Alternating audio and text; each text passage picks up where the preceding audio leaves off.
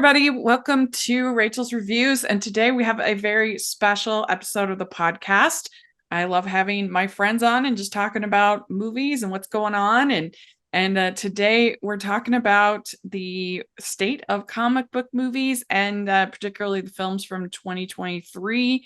And there should be a lot of discussion in the comments. And so let us know what you think.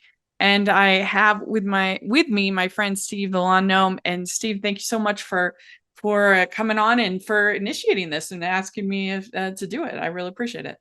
Oh, Rachel, you know that it's such a pleasure to always have good conversations with good people, and comic books and comic book movies in general are a major consistent thing with me personally. Uh-huh. Ever since I started reading comic books again in 2019 after not purchasing or picking up a book since 1996, 97, it's just something that I'm so passionate about and Yeah. so eager to talk about, because it's crazy to hear what people are saying today, specifically about the comic book film and superhero fatigue and Mm-hmm. what is the current state of the comic books, meaning Western comic books.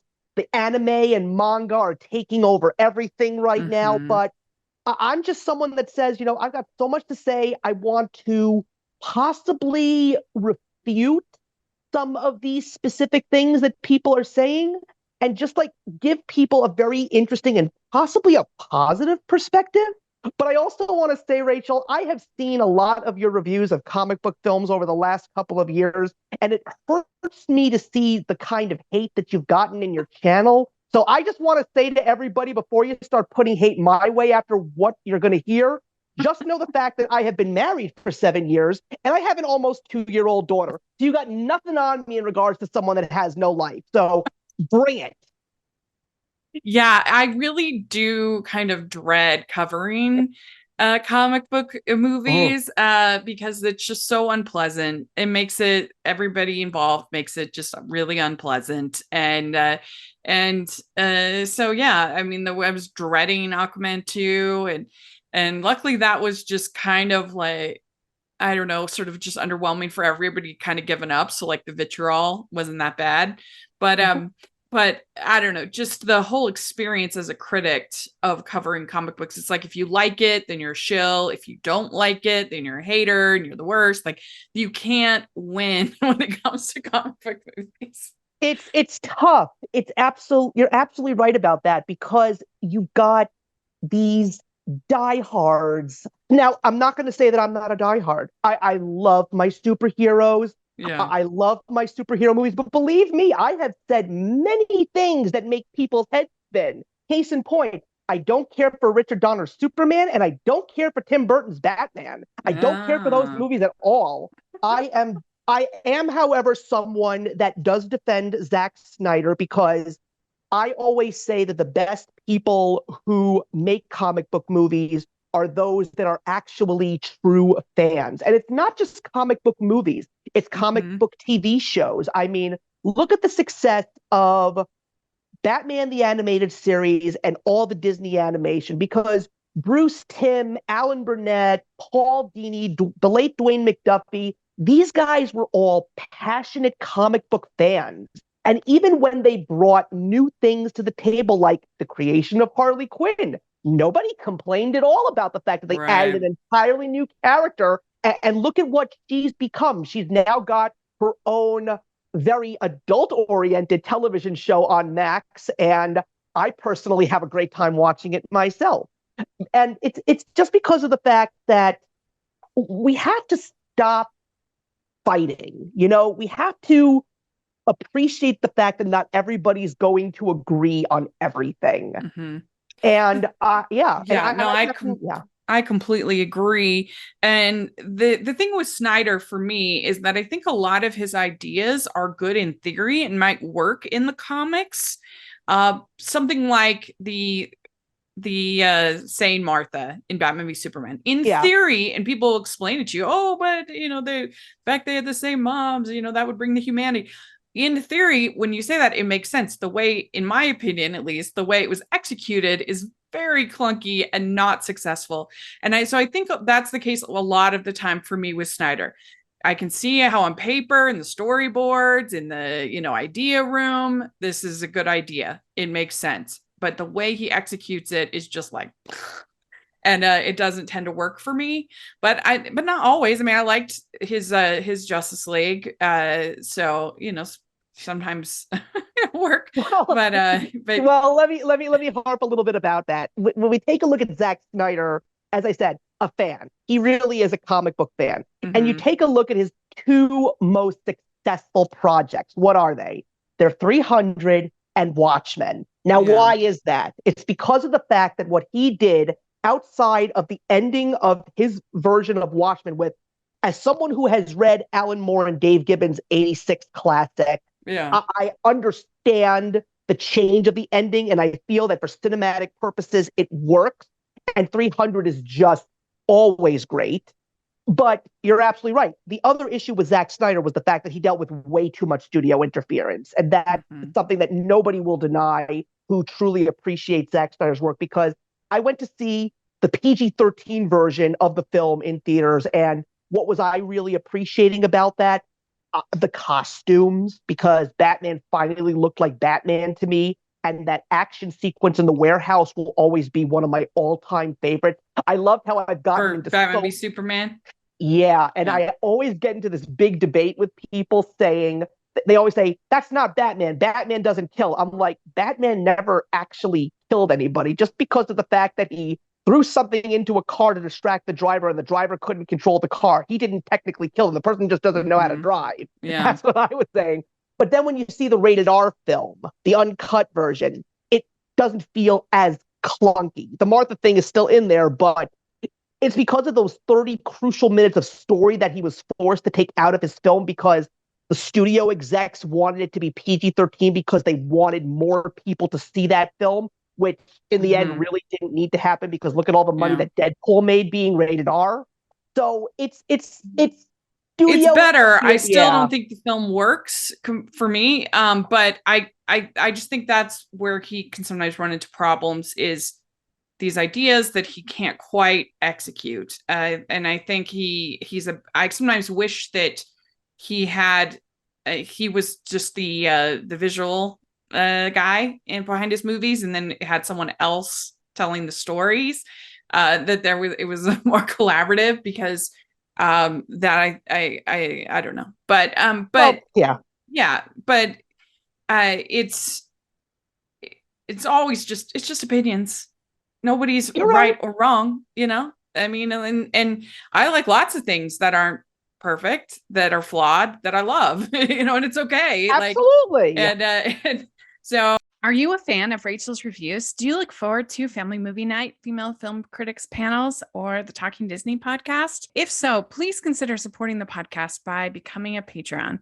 As a patron, you get to access monthly events such as the watch-alongs and Q&As, where you get to talk to stars and find out the behind the scenes of the movie making industry. And you can pick what I review for Family Movie Night, or even become a guest on the podcast. Podcasts and YouTube channels are expensive, and I really, really could use your help. I would so appreciate it. You also get to be a member of the Facebook group, where we talk about all the films that we're seeing, and we have so much fun. Go to patreon.com/hallmarkies and select one of the Rachel's fan tiers. That's patreon.com/hallmarkies. So let's talk a little bit about kind of the state of the comic book uh, industry, genre, whatever. The uh As far as movies go, obviously this year we have the end of the DCU, which was huge, and it was pretty stupid of James Gunn to announce that at the beginning of the year, so then nobody was like invested in these movies. Like, whether they would have still done well regardless is probably up for debate, but because they weren't all that strong of films. But it's still like, well, it was stupid. It was a stupid move, but now they're done. I guess, how do you feel as a big comic book fan about the James Gunn takeover? And are you optimistic about I guess it's DCU? What do you think? That's an excellent question. At the point that we're sitting here and talking about this stuff, The answer is no.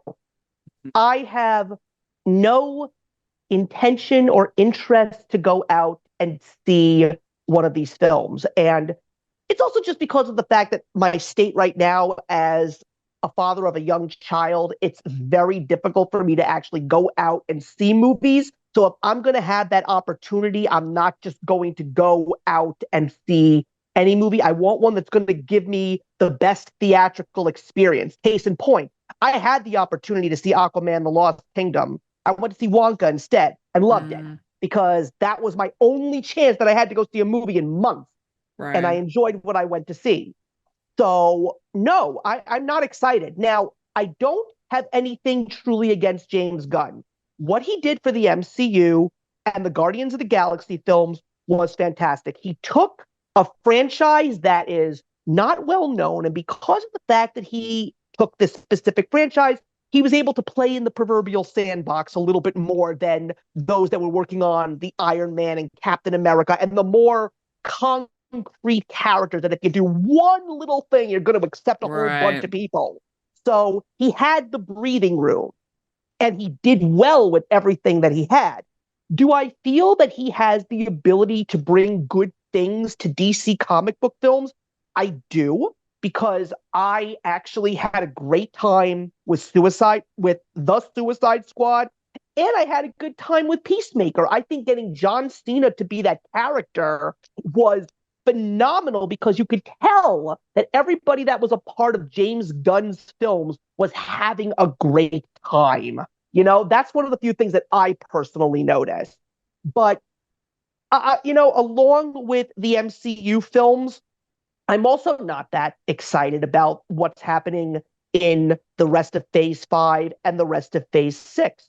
And part of the reason why is because I've been reading the source material. And Mm-hmm. every single time I flip those pages and I put down an issue of these big stories that are going to officially become full length feature films, I'm like, oh boy, these are going to stink because they're not going to have all those elements that make it a great story. But if they get the right people behind it, maybe I'll eat my shoe and say that I was wrong. But right now, all comic book movies I have. I know we're specifically talking about DC movies and what James Gunn has in store, but the truth of the matter is, Rachel, I have no hope for any comic book movie at this point. Yeah, I kind of agree. And aside from animated, those are the only ones that I'm kind of optimistic about it right now. But as far as the MCU and the DCU, I don't have a ton of optimism. And people were talking, oh, superhero fatigue. And I said that I don't think there's really any proof that in particular there's superhero fatigue. I think there's proof of just bad movie fatigue. It's a mixture of both. We have been getting mid to bad movies from both studios, and people just aren't like, there used to be a point where a mid comic book movie could go out and make close to $1 billion or $1 billion Absolutely. in this with Aquaman, and and now that's just not going to happen anymore. They have to be good. You're not entirely right about that, but you are mostly right about that. And I'll explain to you why. You're right. It's got to be good people behind the camera. It's got to be Mhm. good people in the writer's room. That's exactly Well, why good stories. I superhero. mean, look, Guardians of the Yeah, Galaxy did well. It was a good movie. Spider-Man Across the Spider-Verse did well. It was a that's good a movie. masterpiece. The TMNT did well enough. It was a good movie. Mutant Mayhem. So the actual well-made good movies did well. Absolutely. And part of it is I've actually been saying this for the last couple of years. I am themed about Kevin Feige because he actually lied to us a couple of years ago when Phase 4 was starting up, and when we saw that we were going to be getting all of these shows on Disney Plus, he said, "Oh no, you don't have to watch these shows to Yeah. understand what's going on in the movies." And then WandaVision comes out, and then everybody's saying like, "Wow, yes, you do." Yeah. And look at what happened with the Marvels. So Well, let's I not, still, because I still that's haven't, my I still haven't seen it. Oh, you haven't seen it? So that's my Nope. lowest of my ranking of the 11 that I have ranked. The Marvels is my lowest. It was one of my worst movies of the year. It was a complete mess. Like there are some nice moments, but as far as storytelling and a story, it was a complete mess. It felt like they had taken 5 screenplays, put them in a blender, and just because there was no coherency, there was no cohesive nature to the plot, no character arcs that made sense. Like one minute you'd be talking about Captain Marvel and this genocide of this planet. The next minute you're talking about this singing planet they're on, and then you're back to Nick Fury, and then you're back to the planet to the genocide, and then you're back to. I mean, it was just a complete mashup of tones, story plots, character arcs, and it was so obvious that there was like a general basic plot that sure Nia DaCosta and others should put together of this of Captain Marvel and this planet that had that she had been somewhat responsible for this genocide on this or that she had failed to protect from this genocide, and that must have and that must not have tested well, and so then they did reportedly 4 months of reshoots, and they didn't care about working those reshoots naturally into the plot at all. So they're just literally like wedged in so that it's like whiplash, from like one plot It's point to another plot point to another plot, and well, you absolutely had to do homework. You had to know. I haven't seen the Miss Marvel show. I haven't. I mean, it's been a long time since I saw WandaVision. I did see it, but it was the first Marvel movie where I felt like I have no idea what's going on with Captain Marvel. I have no idea Miss Marvel, and so it was extremely sloppy.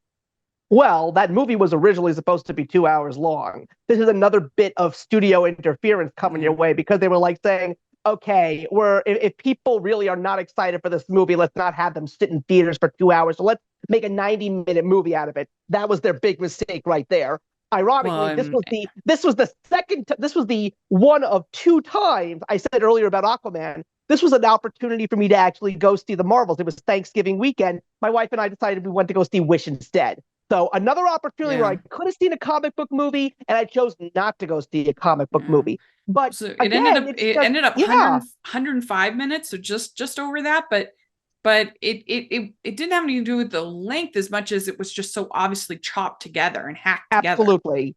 And That it's was the so problem. upsetting. And it's upsetting because I It did is upsetting. see the Miss Marvel show.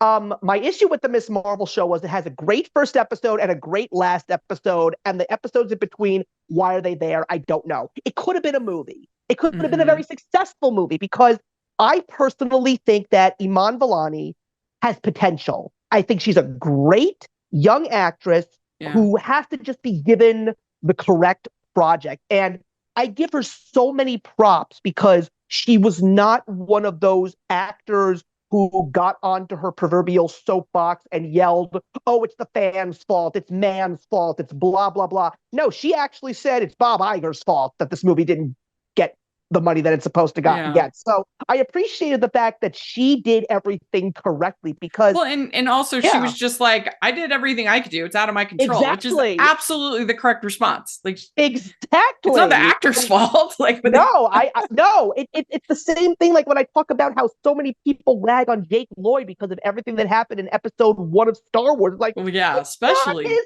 fault. especially there because if you're working with a director who flat out says he doesn't like working with actors and you're a child, like what are you supposed to do? It's But disgusting. it It's was disgusting how just Hollywood works.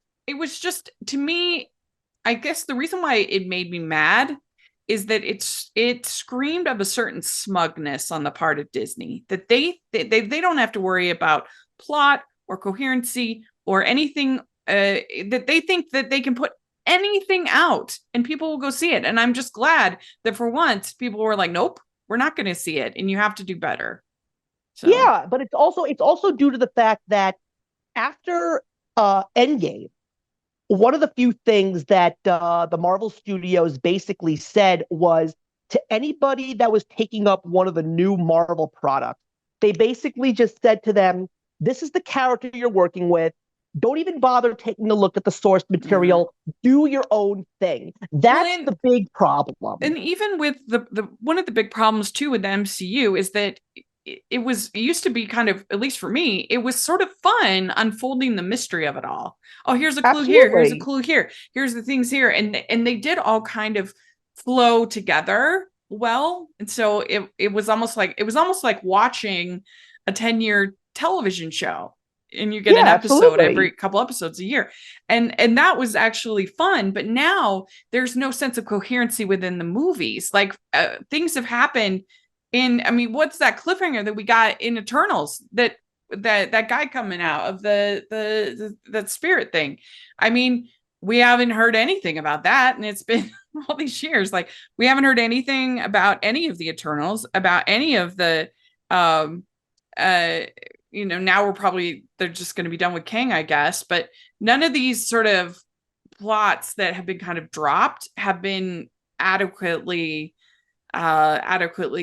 like dealt with or continued on.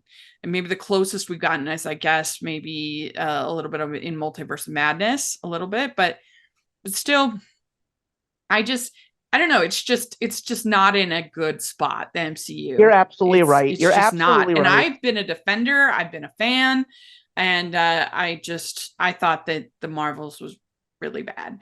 No, But you're then absolutely I right. have at number 10, I have Quantumania at number 10, which I thought was such a bore. It was so dull. I it, like, it had a few moments that were fun with Paul Rudd because he's just so darn charming. He can't help Oh, himself. absolutely. That's the only But reason why we went to go. We saw that in theaters, my wife yeah, and I. And again, like we didn't think it was the best movie, but it's I really thought it funny was because so boring. I have always enjoyed before this the Ant-Man movies just because I love the fact that it was to me it's like a little bit of a relief from the darkness. So you have a little bit of Yeah. fun. You're absolutely right. It's because of the fact that he is so darn charming and the way that he plays off of Michael Douglas and Evangeline Lilly, like he just knows how to work with what he's got. And yes, Quantumania has some moments. I mean, I think the thing that I liked the most about Quantumania was just the fact that this was the first time in a long time that a villain actually looked like it was somewhat threatening. I just felt like I actually Mm-hmm. felt a little bit of scared when I was watching Kang, even though at the end I believed that the actor who played the High Evolutionary in Guardians 3 was so much more scary. Oh But yeah, yeah, no I think. question. But the funny thing about Quantumania was the only thing that were bothering my wife and I when we left the theater was what was Bill Murray doing in that movie? That's the only Yeah, thing that we that tried to was, figure out. well, and the Modoc. Oh my gosh, Oh that God, was and that was just. such a horrible thing to do with Modoc I because felt so embarrassed for Corey Stoll. Like, it was so bad. Modoc is such a great character in the book. He's such a threatening character, even though he looks like something you'd find in a funhouse mirror. But you're absolutely right. With what they did to Modoc was such a stain on comic books in general, because he's supposed to be, you want to know who he is? He's supposed to be linked to who the villains were in Iron Man 3. He's one of the heads of advanced idea mechanics. So, but I have issues with Iron Man 3. We're not going that far back in time. We could one day. One day I wouldn't mind, but no, Iron Man 3 I have major issues with. Me But you're too. absolutely right. I won't disagree with you about Modoc. It was so It was disgusting. it was awful, and I don't know. Just the movie was a big snore to me. I kept fighting Visually, it was falling asleep. interesting. What's that? Visually, it was somewhat interesting to look at.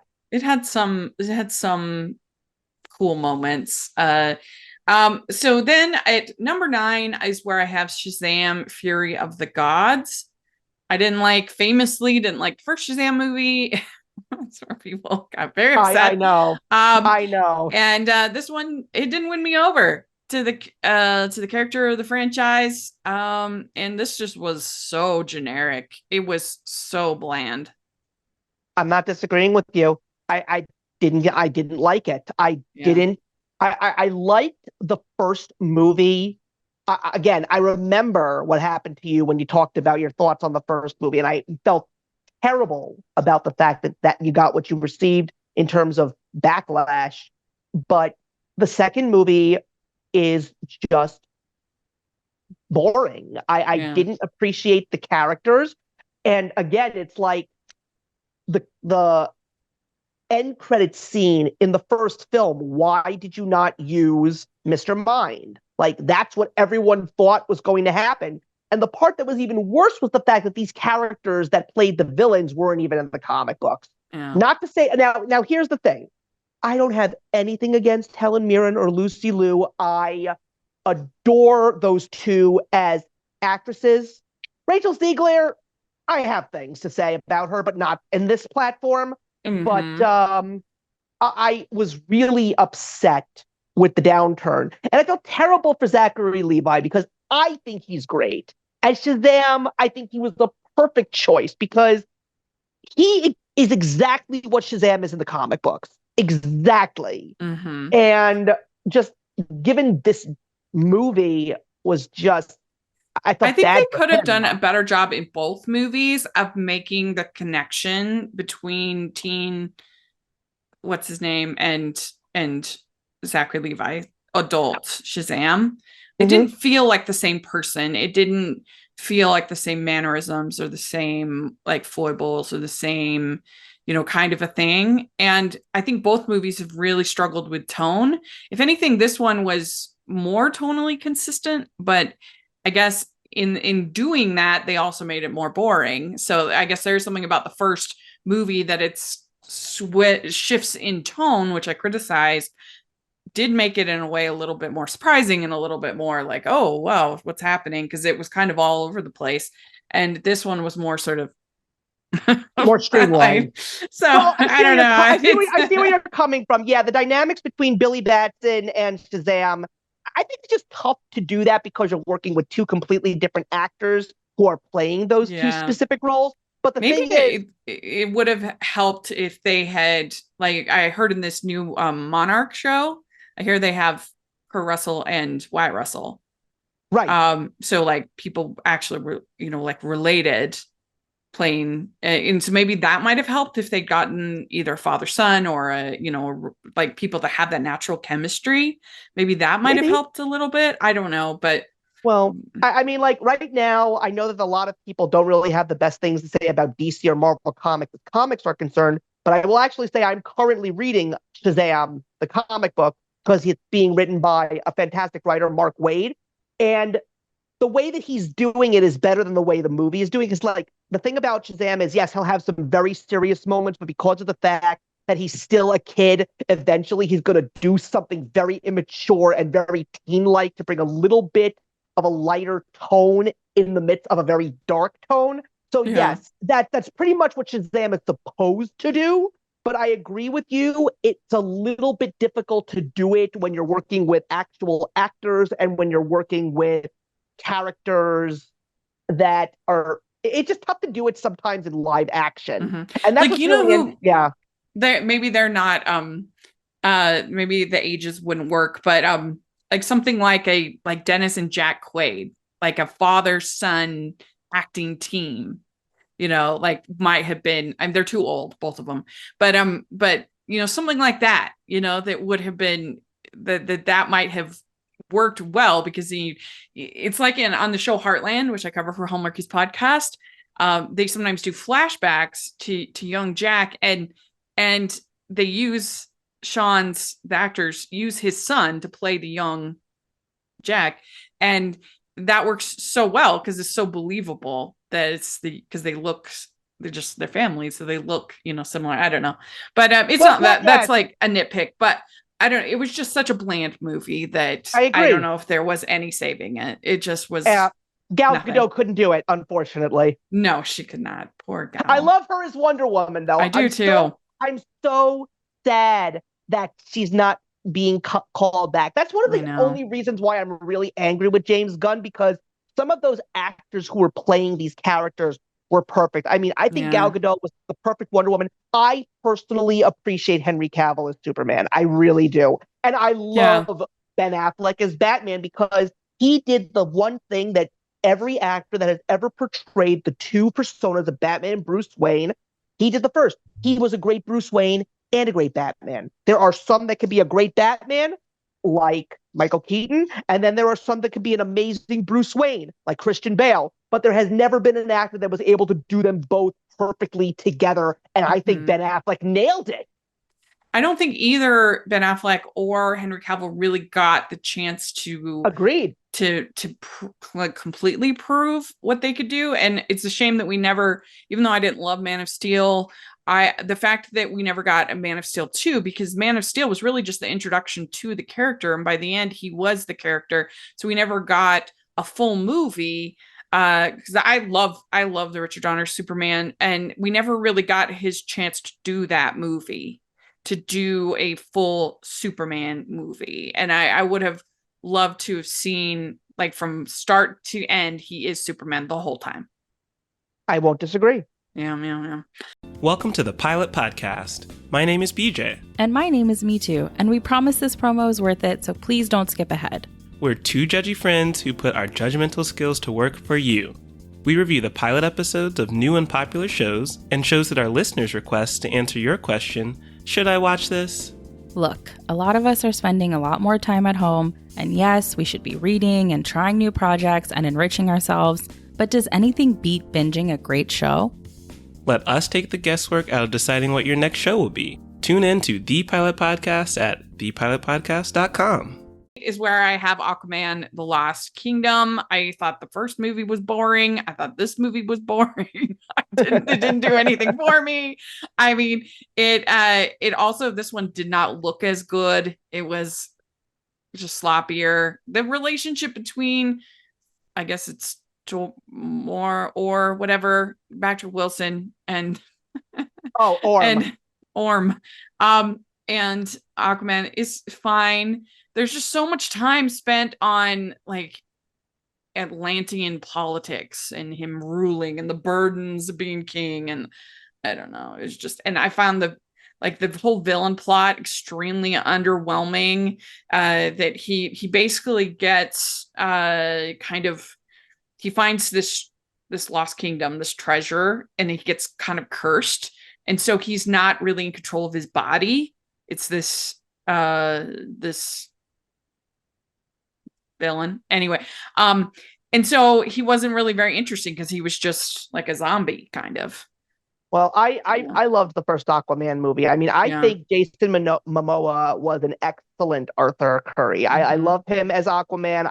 Because the thing that made me so happy about bringing this version of Aquaman to the big screen, first of all, the look of Aquaman in these movies is reminiscent to my Aquaman from the comics in the 90s, done by Peter David, except for the fact that in the comic books in the 90s, he's got the long flowing hair, but he's also got a missing hand that's replaced with a detractable harpoon hook. So not upset of the fact that it's not in there, but I just appreciated the fact that a character that had never been taken seriously, like, come on, Big Bang Theory, that famous line from Raj, Aquaman sucks. You know, that's what everybody says. But there's so much to Aquaman that had never been featured until Bruce Timm finally showed that, you know, he's got super strength. He's got unbreakable skin. Like, there's so much that Aquaman does that nobody knows besides communicating with sea life. And the Aquaman movie, directed by James Wan, who I personally love as a director because I think that 2004's Saw is one of the greatest films ever made. And I just appreciated the fact that he gave me that badass Aquaman that I had been craving. And also Black Manta being one of my all-time favorite DC villains. I appreciated the fact that even though he wasn't in the first one as much as apparently I hear he's in the second one, I just love that the screen time that he had with the costume on, he did it justice. But again, I knew that Aquaman, The Lost Kingdom was doomed to failure because of all the Amber Heard junk. And I was sick of it. I was absolutely sick of it. She's not in the movie that much. I mean, they definitely tried to, like, cut it. But that's why I really hate the way that people are going stories. I just don't love both of these stories. I think both of the stories have been sluggish, but that's just me. But let's keep going. So number 7 is where I have The Flash. And I actually, believe it or not, I actually went fresh on The Flash. and it has tons of problems. It's not a Absolutely. great movie. I was like right on the edge, you know.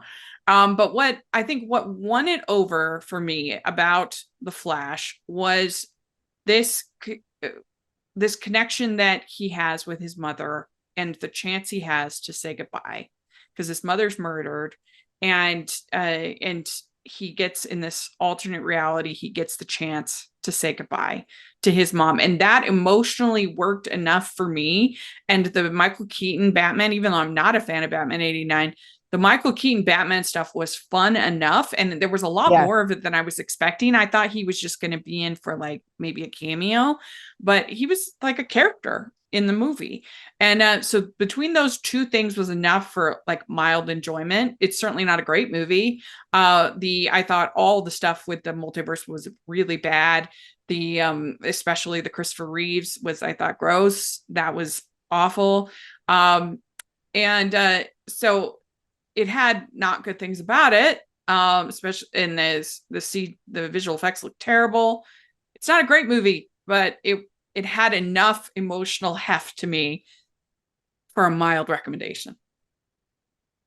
Well, I've read the original Flashpoint storyline, which is what this is based on. It's based on Jeff Johns' comic book. And I've also been one of the biggest fans of the animated film Justice League, The Flashpoint Paradox. So I've already seen a better version of this story, and I've read a better version of this story.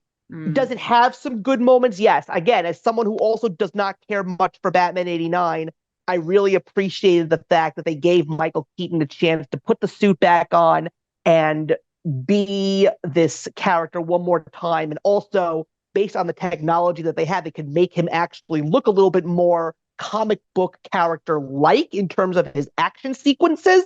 But I think that this movie is very sloppy. I feel that it's also really funny because of the fact that we dealt with the pandemic. There was so many opportunities that people had to really try and work on this movie and some of the other movies. It was in development for, I mean,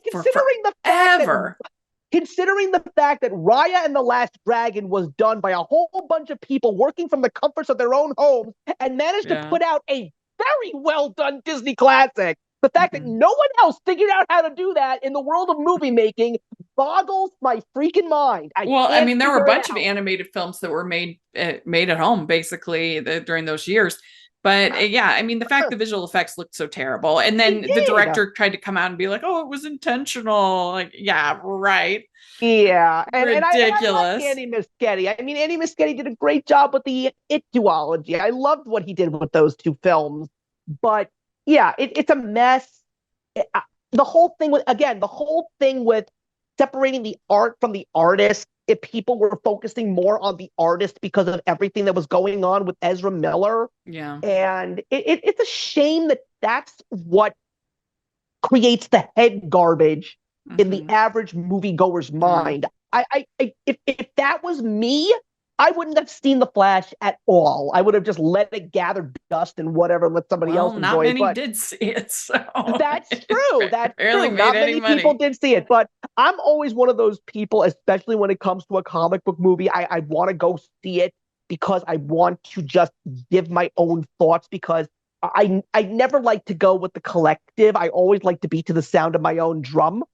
So I want to give my own personal thoughts.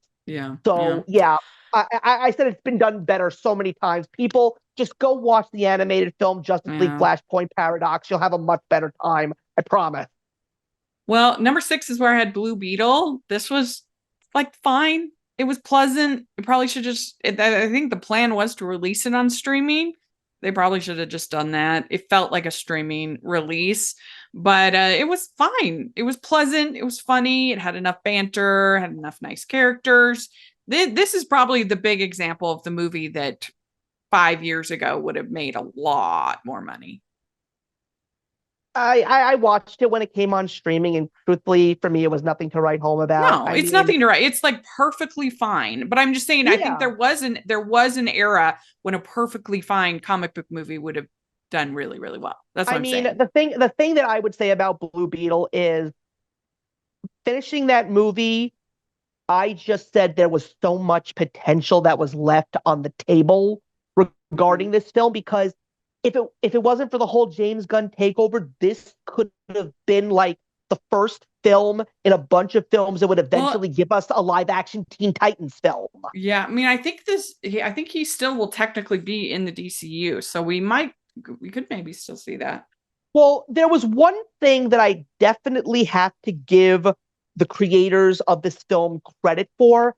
I truthfully loved the fact that they gave us a couple of scenes that explore the lore of the Blue Beetle character. I was so happy to see that they wanted to reference Ted Kord's Blue Beetle from the Silver Age of comics. I love the fact that when they're in Ted Kord's lab that you see those costumes. That red and blue Blue Beetle costume is from the original Blue Beetle character from the Charlton comic book run before DC bought that company. So the fact that they still tried to pay a subtle tribute to the Blue Beetle lore, that personally made me happy.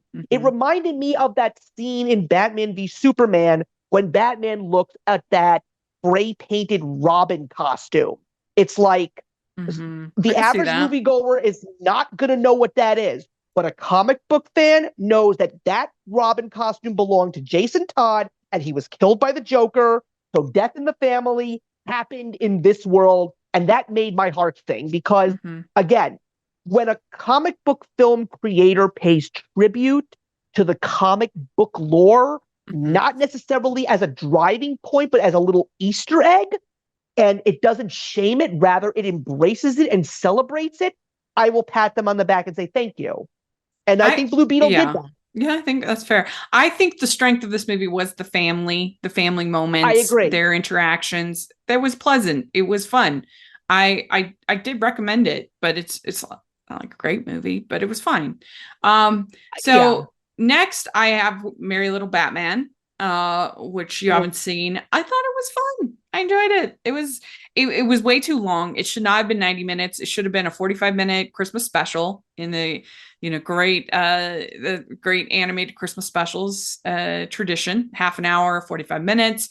So it wore out its welcome, no question, but it was funny enough. It was sweet enough. It was Christmassy enough that I enjoyed it. So that I have at 5. At 4 is where I have The Killer. And this is based on graphic novel. This is David Fincher, very well made. There were times when, especially the narration, felt like, okay, you're bordering on parody at a certain point. Like it was taking itself so seriously. It's like, I'm walking into the building. I don't need any companionship. Just like I went to McDonald's. I got a McGriddle, and then it shows him eating the McGriddle. It's the best breakfast. It's just like, oh my gosh, come on. You want to, I'm very glad that you specifically mentioned this because I didn't even know that movie was even based on a graphic novel. Yeah. And you want to know what a lot of people don't say? The most successful comic book movies, especially before the MCU became a thing, the best comic book movies were the movies that people didn't even know were based on comic books. Yeah. So many great examples, The Mask or Men in Black, or A History of Violence. Those are two of my all-time favorite comic book movies from 2000 and beyond are Kingsman and Kick-Ass. And I am a big fan of the creator, Mark Millar. He is one of the best comic book writers in the industry today. And I even loved the Netflix show, Jupiter's Legacy. I still cannot understand why it only got 1 season. It was so upsetting because it was such a good film. I have been saying to a lot of people, and I'm going to be talking about it on my second channel, That's Comical, 2024, outside of the films, is going to be a very crucial year for the comic book industry because there are a select group of writers who have the ability to turn the entire industry around in a very positive way. In a certainty, there is a little bit of negative because I seriously think that the indie comic book is going to officially surpass the big two in 2024. And it's because of the fact that all of these great writers like the Mark Millers of the world and the Jeff Johnses of the world and the Todd McFarlanes and the Robert Kirkmans, these are all responsible for some of the most beloved things in comic book media outside of the books as well as within the books. I can go on for at least 20 minutes giving you all lists of things to talk about, but these people are going to be creating big things in the comic book world. And I seriously feel that if people know about it and go out and read them, they're going to be very satisfied. Seriously, everybody out there, if you haven't seen Kick-Ass or if you haven't seen Kingsman, watch them. Don't even to read the books. Just watch them because they're very comic book accurate. That's good writing.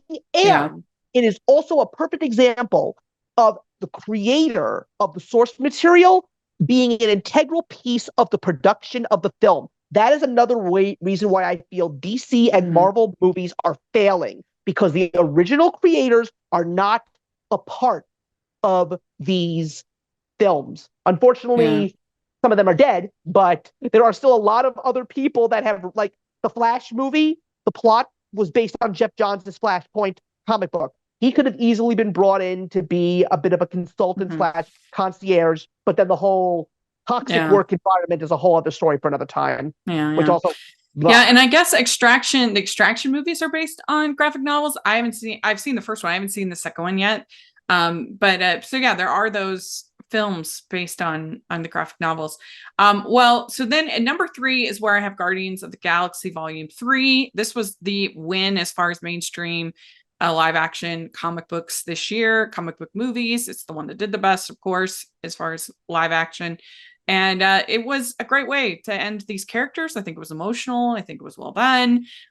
It wasn't perfect. I think the villain was menacing, but he was also a little shouty for my taste. I got a little tired of him. I'm like, okay, stop. Well, for me, he was a little bit over the top. I'll just tell you, the High Evolutionary in the comics, he's over the top. So I think that they got him right. I loved it. I loved Guardians 3 so much. I saw it in theaters. My wife and I, we loved it.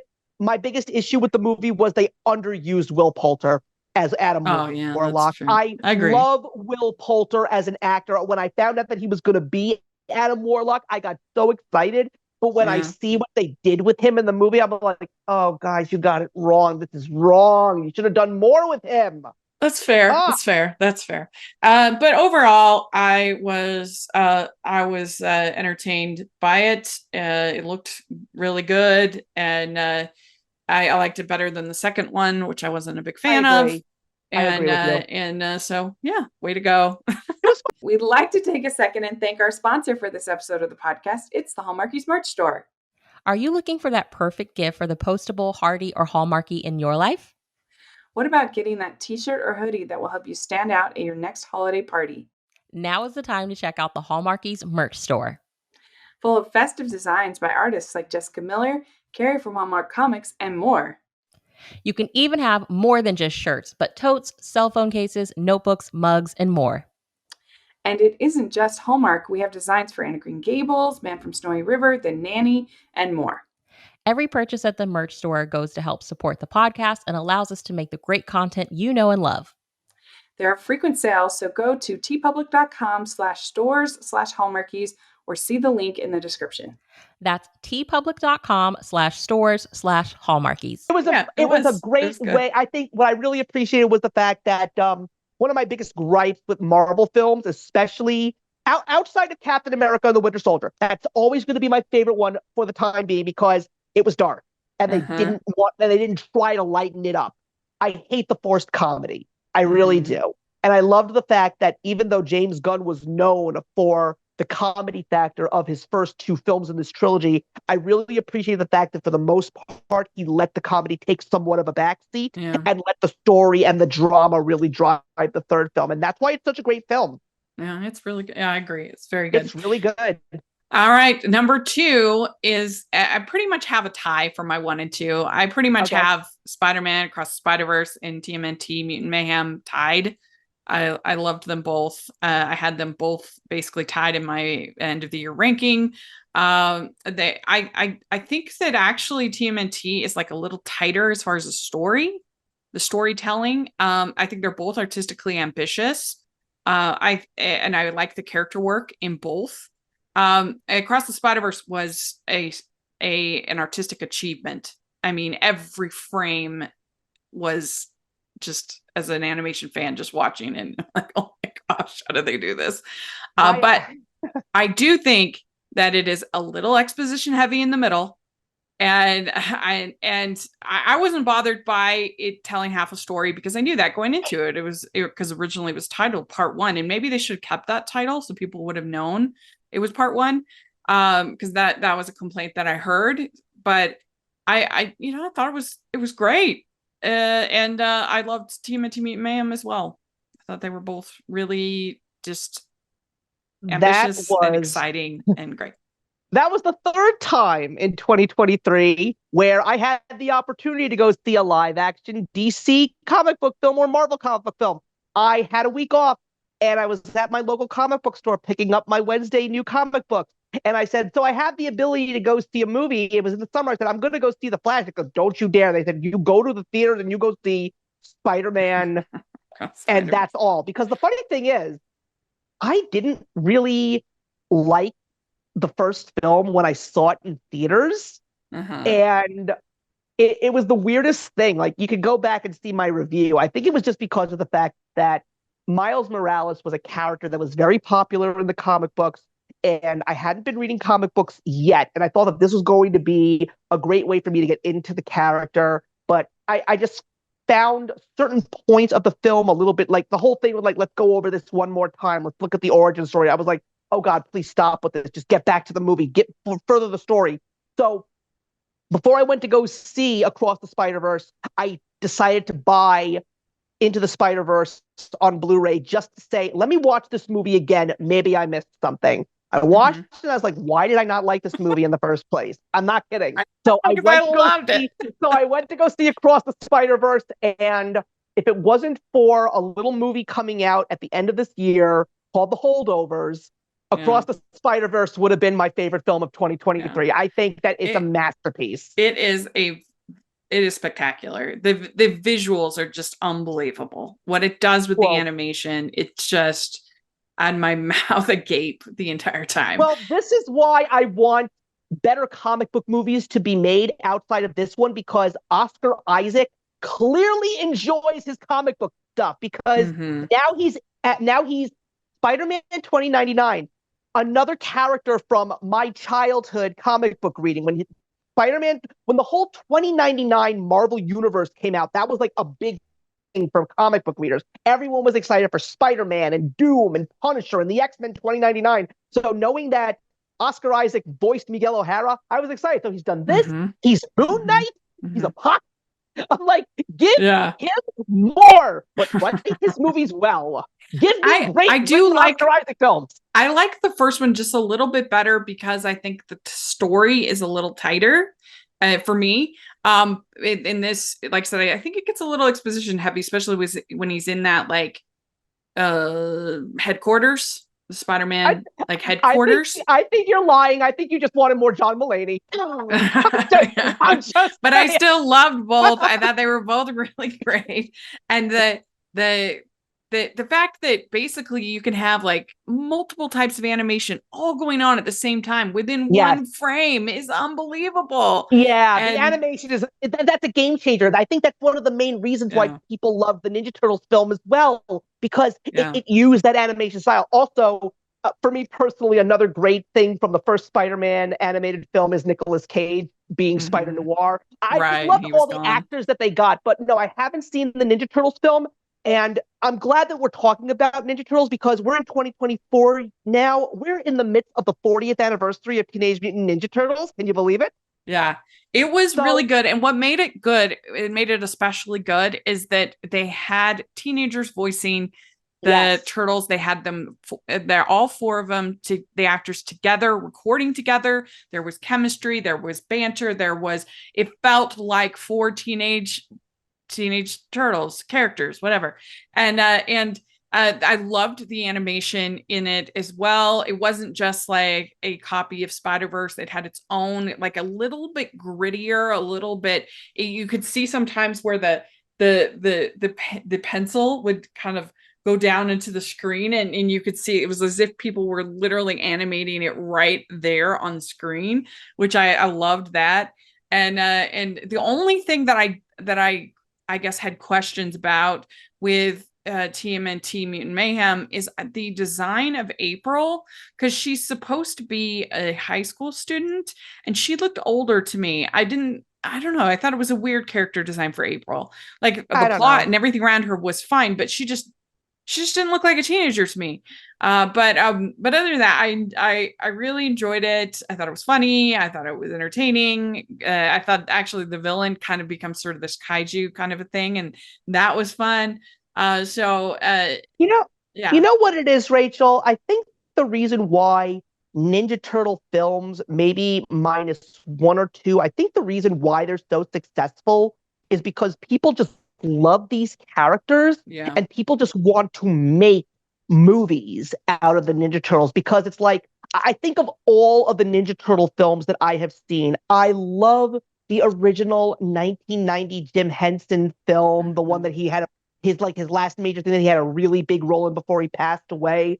I am actually partial to the 2007 CGI film, and I think it's probably because of the fact that it didn't have the Shredder as the main antagonist, and it was sort of linked to the original film, but sort of not. And I just yeah, appreciated the fact that we got, because like what I loved so much about that movie was the fact that the turtles were finally starting to be relevant again after being shunned for a whole bunch of years, and everybody was starting to love them again and appreciate them again. And then you have some of those made for DVD movies. I mean, I think that Batman versus Teenage Mutant Ninja oh Turtles yeah, is one of the greatest Teenage Mutant Ninja Turtles and Batman films everywhere. I mean, like, I love Mikey in that specific movie because, like, my favorite scene is when they see the Batmobile and they go, "How much do you think that costs?" And Mikey goes, "My soul, because I pay that." Like, just like I never saw I that, think but I heard it was pretty good. you have to see it, and then you got to contact me, and then we got to talk about it on my channel because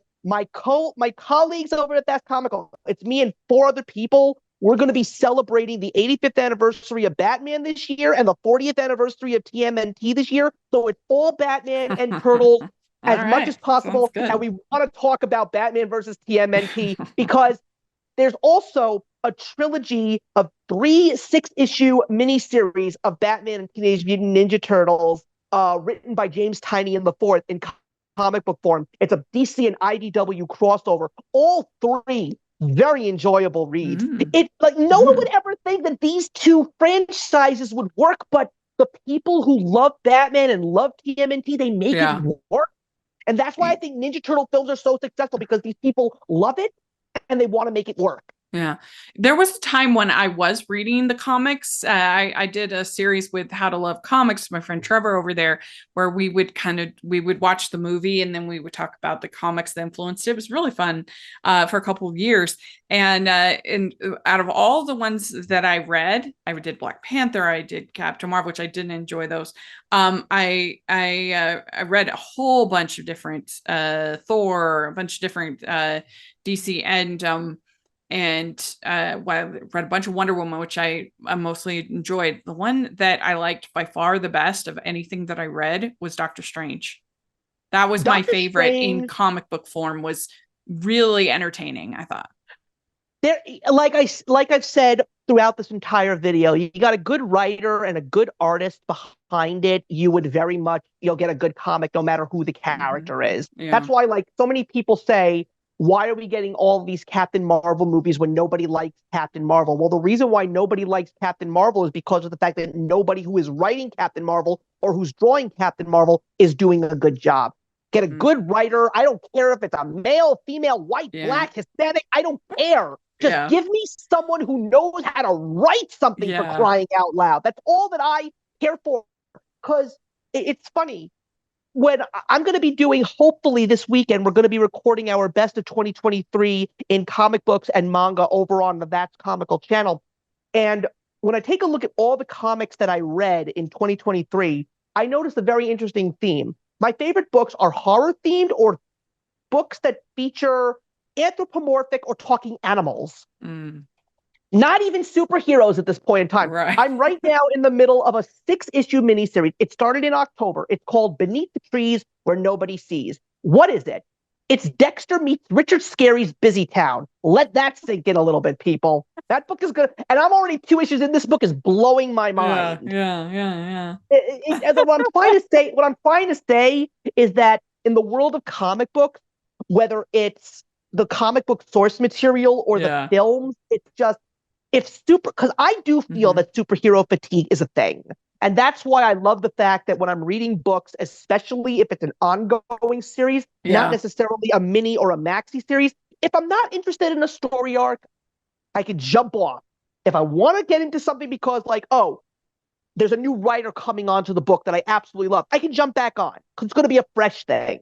Right. But the thing is, comic books, as far as I'm concerned, I don't think they're dying. I really don't. The problem is, it's like, what's the best way to describe it? It's like what happened with Wonka or what happened with Elemental. Why did those 2 movies end up actually making decent amounts at the box office after horrible opening weekends? Because of word of mouth. And that's what is lacking in the world of Western comics right now. There's no word of mouth. No one is getting onto their platforms, especially because YouTube. I mean, I think there was a little bit with Guardians 3. I think people said, I think it opened strong, but it was like weaker than expected. But people did talk about it, and people said this is good.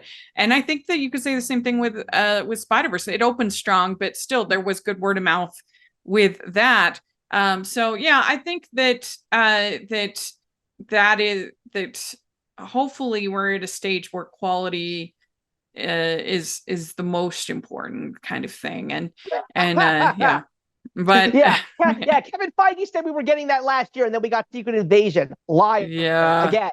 No, I mean, as far as in people's patronage, quality is the most important thing right at this point, I think. But I agree. I don't think movies are dead. I don't think theater going experiences are dead. I don't think that any media of any kind is dead, because what's lacking is good people writing good stories. And I'm also going to have a premonition here. I don't think everybody should get too comfortable with saying that manga and anime are the big thing right now. Wait until Hollywood gets their hands on that stuff, guys. It's already happening. The One Piece show, the soon-to-be Avatar show. The Hollywood elites are going to do everything they did with the comic book movies, and they are going to ruin your manga and your anime, everybody. I'm sorry to say it, but it's going we already got it with like Ghost in the Shell and some other things. So it'll be, I don't know, it would be interesting to see where that all goes. Well, but Alita Battle Angel was a great movie. I think that's one of my all-time favorite manga / anime based things, but that's the problem. That's why comic book movies are where they are. Or Arcane. Did you see Arcane? I guess that was a video game. Oh, that was great. Well, you got to see Arcane. It was so good. It's really funny that you mentioned the video game film, because that's something that's just been so hard to turn into something truly great. And I always appreciated your review of Duncan Jones's Warcraft film. You, like so many other people, said that unless you play the video game, you're not going to understand this movie. I played the video game for 10 years. I loved Warcraft because it did everything that I wanted it to do. And I wish it would have been more successful, because that was a perfect example of a person who played the game, directed the film, did exactly what he set out to do, and connected with the fan base. And that's what I think the biggest problem with Hollywood is. It's because they're trying not to just bring the fan base in. They want to bring everybody in. Well, something. Well, they have to with these insane budgets.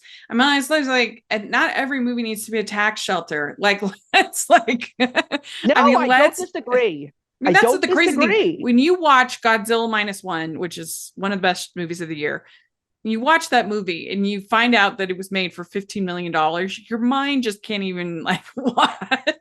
Like, what? Well, I think that, again, that's the problem. I think it's a mixture of a whole bunch of other things. It's also about, and I'm not going to say it's just the studios. I'm going to say that the average moviegoer, to a certain degree, is to blame, because of the fact that we want our instant gratification.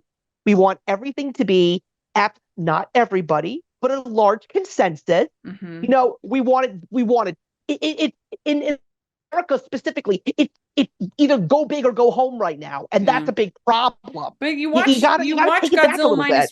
You watch Godzilla minus one or a movie like RRR, and you don't feel like you're missing out on anything. The action is so well done and so exciting. So it's they got a lot of lessons to learn. But I think that's a good place to kind of close up. It was an interesting year. And I'm kind of excited because this next year is going to be a little bit of a break. Like there's just not as much. I'm only one Marvel MCU coming out. So for people like me that get kind of tired of covering this genre, it's kind of nice. I won't lie. I definitely agree. If the only movie that's coming out is Deadpool 3, and I will say this right now, I'm pretty sure that Ryan Reynolds is going to make sure that these people don't screw it up, because this is the first time that Disney is officially taking him on. I mean, I don't know what they're going to do with this movie. I don't, but I just feel that when it comes to Ryan Reynolds, like good things follow him wherever he goes. Because I praise Free Guy. I love that movie because it's just so darn charming and cute. Yeah. And I also appreciate the fact that Ryan Reynolds has no shame. I appreciate the fact that he has no shame when it comes to some of the things he does in film. So that's the only reason why I have high hopes.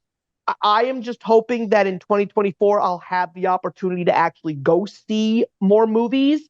I know that, look, Rachel, you've been watching my channel for a long time, my solo channel. So you know that there was a time when I was going to see a large amount of movies every single year. That's unfortunately never going to happen again. It's just virtually impossible for me. Right. But I am hoping that I am going to see more than 5 movies a year, because my daughter's going to be 2 soon. There's going to be more opportunities for me to get out and go do things by myself or with my spouse. So I'm just hoping that when I go see something in theaters, that it's going to be a great experience, because that's all I want. The movie doesn't have to be the best film in the world. Just give me something that I can enjoy and have fun with. That's what I want. Well, thanks for doing this. I really appreciate it. If people want to follow you, you've got a couple different channels, sounds like. How do people do that? Okay, well, there's my original channel, which is the Lawn Gnome. I have been working on that channel now going on 14 years.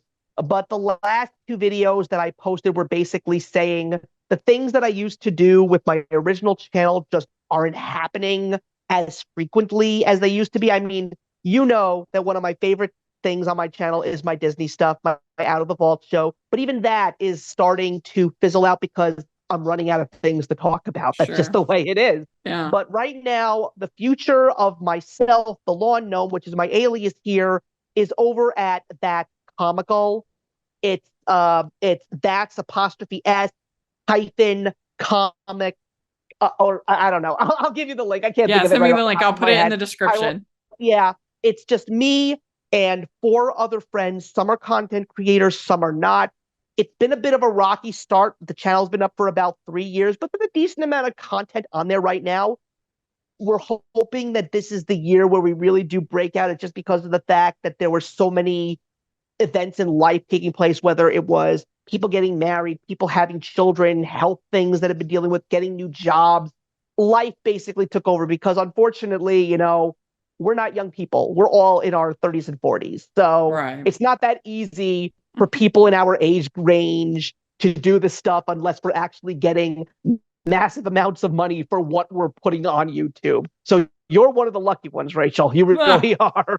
I wish I was getting massive, but yeah. But you're doing great. I mean, I remember when I first found your channel, you were starting out just like me, and what you've been able to do.